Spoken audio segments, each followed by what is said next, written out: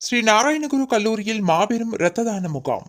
கோவை பாலக்காடு சாலை காக்காசாவடி பகுதியில் அமைந்துள்ள ஸ்ரீ நாராயணகுரு கல்லூரியில் தேசிய மாணவர் படை, இளைஞர் செஞ்சிலுவை சங்கம் மற்றும் கோவை அரசு மருத்துவக் கல்லூரி மருத்துவமனையுடன் இணைந்து செவ்வாய்க்கிழமை இன்று காலை மாபெரும் இரத்த தான முகாமினை நடத்தியது.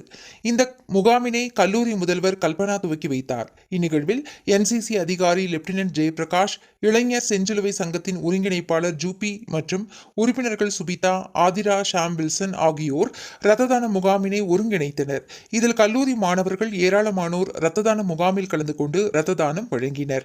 இரத்த தான முகாமின் நிறைவாக ஸ்ரீ நாராயணர் கல்லூரி பேராசிரியர்கள் மற்றும் மாணவர்கள் சுமார் 75 யூனிட் ரத்தம் சேகரித்து கோவை அரசு மருத்துவக் கல்லூரி மருத்துவமனை இரத்த வங்கியில் சமர்ப்பித்தனர்.